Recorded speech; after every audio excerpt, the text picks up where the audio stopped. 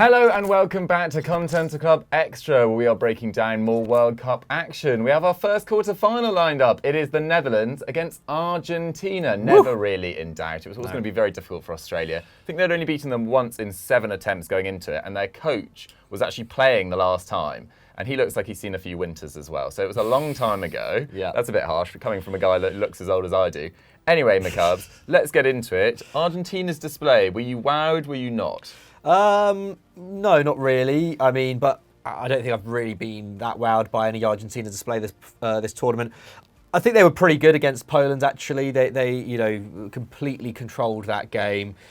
Didn't let Poland get anything, and were zipping the ball around quite a lot. Quite well in midfield. Enzo Fernandez particularly impressive in that game. We spoke about him, didn't we, last time out here, as to how he's kind of sorted out that midfield. But in this game, I think Australia managed to frustrate them for large parts of the game, actually. It was only really in that final half an hour that things started to open up. In that first 45, Argentina only had 2 shots to Australia's 1. One of those being that Messi strike, which was, the kind of goal that, only a few players can really score with that, little amount of time in the box. It really was classic Messi.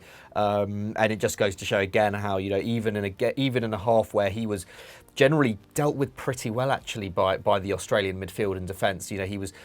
He was dropping quite deep, and then he was at points very much the focal point of the attack. A lot of the time, he wasn't really getting much space. There was quite a physical first half, and his influence was pretty minimal. But just needed that one little chance, and set the tone for the game.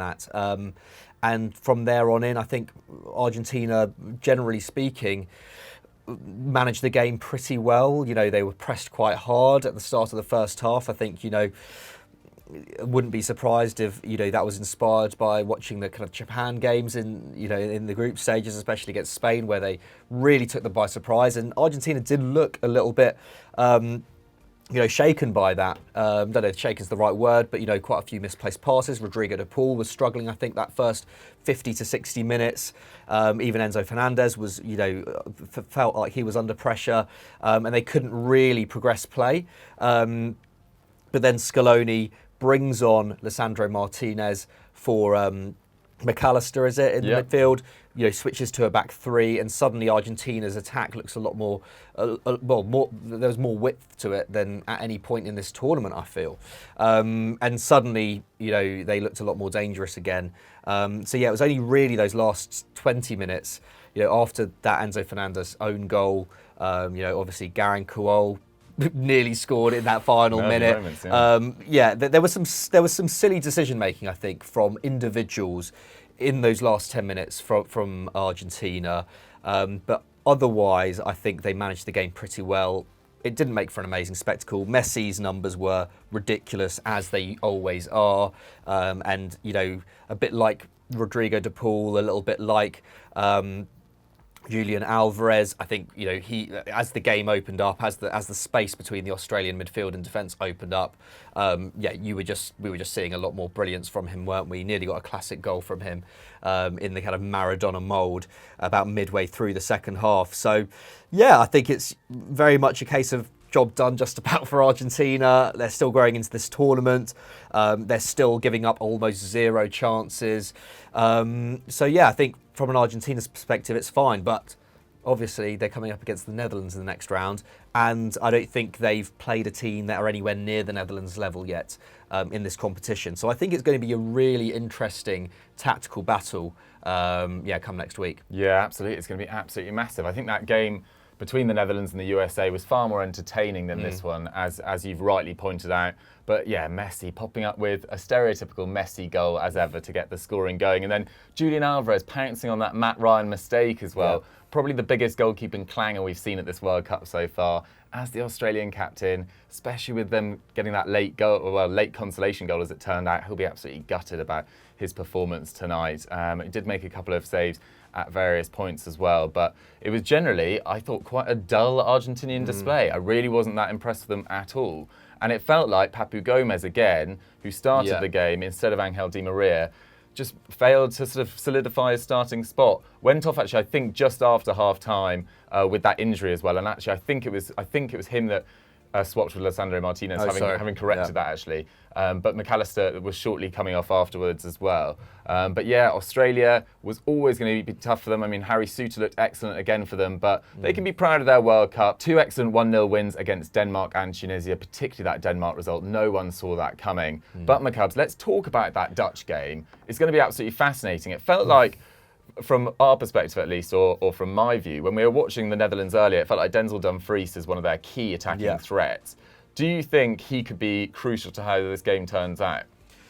Potentially. I mean, it's going to be him against Acuna, isn't it? And I think out of, the Acuna and Molina, we were saying before, Acuna's probably the more defensively astute. But at the same time, if if Dumfries can keep him pushed back, then the Argentina attack is suddenly even more reliant on Messi, as we've seen. I think against Saudi Arabia, they were particularly narrow, and I think when Argentina are trying to play too much through the middle, like we saw in the first half against Australia, it's really slow, it's very congested, and it's hard for even someone like Messi to really make a mark in the game. And the Netherlands are not going to change their system. They play with a back three. They have a pretty solid midfield in front of them. They've got someone like Frankie de Jong who can carry the ball between the lines with ease. Maybe the best midfielder for it, who's left in this tournament, to be honest. I think that's probably going to be an area where Argentina could get frustrated. I think Van Gaal's tactics as well. Like when you watch that USA game, the Netherlands had 38% possession in the first half. I mean, considering that they went into the game as maybe not heavy favourites, because I think the USA, they were fancied to perhaps spring an upset on them. To give up that much possession against a USA side which have been, not exactly battering down teams, says a lot, I think, about the way that Van Gaal approaches knockout games. And I think it's going to be exactly the same against Argentina. I think the Netherlands will be very happy to give the Albiceleste almost all of the ball, and just try and keep them as narrow as possible and then spring them on the counter. I think that's probably where they'll frustrate them the most. I mean, Australia, for example, just if you compare it to the Poland game where they were just ceding so much territory, Australia actually, from kind of silencing Messi for large parts of that first half at least, they managed to limit them to 8 shots in 90 minutes of normal time. In stoppage time, when everything went a bit mad and Lautaro, fluffed his lines about 3 times, it ended up going up to 16. But Australia were conceding 16.7 shots per match in this tournament before this game, which was second only to Costa Rica. The fact that they were able to limit a technically far superior side than them to that, I think will give Van Gaal a lot of hope, to be honest. And I think, although Argentina, I think, remain probably one of the 3 or 4 favourites, I think the Netherlands have looked better and better as the tournament's gone on, and I think it might be quite an even contest. I don't know. What do you think? Is it, as for obviously, we kind of know how the Netherlands can frustrate teams, and obviously they've got good ball players as well. But Argentina, obviously, perhaps the best defence at this tournament so far too. How do you think that the Netherlands can hurt them? I think they can definitely hurt them. I mean, we saw with that first goal today scored by Depay, they are, excellent technical players in that central zone, and there was about 20 passes that led up to that first goal. It was a wonderful goal, one of the best team goals of the tournament. Look, Argentina, I think, are conceding about 4 shots a game. I think that's around Brazil levels. They've actually, both of their World Cup campaigns have actually been built off amazing defences and a couple of star moments from their star attackers, both of them. I don't think either Argentina or Netherlands have thrilled going forward. But we haven't really seen the Netherlands tested defensively either. Ake, Jurrien Timber, Van Dijk, I think they've been incredibly comfortable. I think Noppert has made some strong saves in goal as well. But this is a very well-matched team. I hope that it's not just going to be defined by the battle in the middle of the pitch, because I think if the Dutch do want to get at Argentina, it's going to be that width again. Daley Blind is obviously not so much of a running threat, but he's definitely a passing threat from wide and from that sort of middle third zone as well. And then Dumfries, just an incredible athlete. I mean, there are you know, sadly, with a lot of black players, there's a lot of stereotypes around pace and power. But in Dumfries' case, he is just an incredible athlete, and there's no better way of summing it up.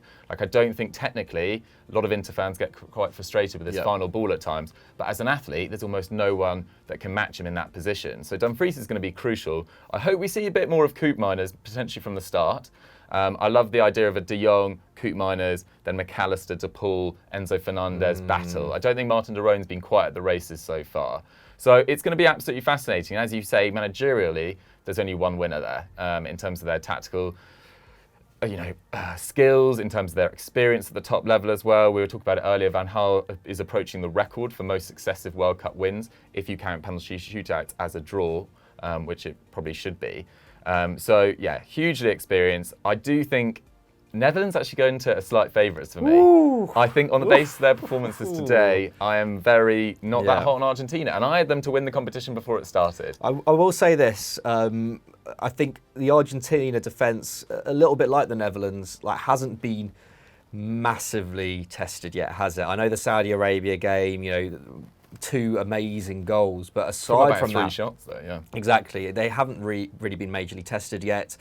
Martinez's save today, probably the best save he's made all tournaments, and probably maybe the most high quality chance they've given up all tournaments as well. Imagine if that had gone in. But nevertheless, I do feel like that front 2 of Cody Gakpo and Memphis Depay, which I think is the Netherlands' best attacking unit, could perhaps stretch Otamendi and Cristiano Romero in a way that we haven't seen before. They have been pretty comfortable so far, and that's where I would wonder whether perhaps, I don't think it's going to happen, but I feel like Scaloni will at least consider the idea of a back 3. I think Lissandro had a really good game when he did come on. I think in terms of playing out from the back, Argentina looked better. Obviously, he made that great block for Bajic after what would have been one of the all-time great World Cup goals. But obviously that does mean ceding more control in the midfield. Does Scaloni want to just match up Van Gaal shape-wise in a system that he doesn't really know how to play? At least doesn't have as much experience in playing. So I don't think he will go for that, but I think it will feature in his thinking. I think how to deal with that Dutch width, how to deal with that back 3, how to deal with Gakpo and Memphis. I think in some ways he has more dilemmas going into this game than Van Gaal. I think Van Gaal, has a very set way of playing and he'll just go for that, whereas Scaloni, I think, will maybe have to make some changes to this team. But yeah, I'm not sure what you think, Dukes. Yeah, I mean, the back 5 will be interesting whether he goes down that route. And it also suits Noel Molina a bit better as a right wing-back, because that's what he played at Udinese. It's what he's played, occasionally. Diego Simeone's mixed it up at Atletico Madrid this season, of course. But he's probably more suited to that when he can get his long-range distribution into the game more. I don't think he's as effective in a back 4. But it's going to be an absolutely fascinating battle. I'm edging for the Netherlands right now, McCubs. Okay. Oh, it's a replay of the semi-final 2014, isn't it? I'm still going to back Argentina. I'm still going to back Argentina. I have done a U-turn though, because they were my pre-tournament picks. Just haven't been that impressed. Guys, have you been impressed with them? And what do you think are their biggest weaknesses and strengths that the Dutch could target or be worried about ahead of that quarter-final clash? Let us know in the comments down below. If you've enjoyed this, don't forget to like this video and subscribe to EuroFootball Daily, and we'll catch you next time. Goodbye.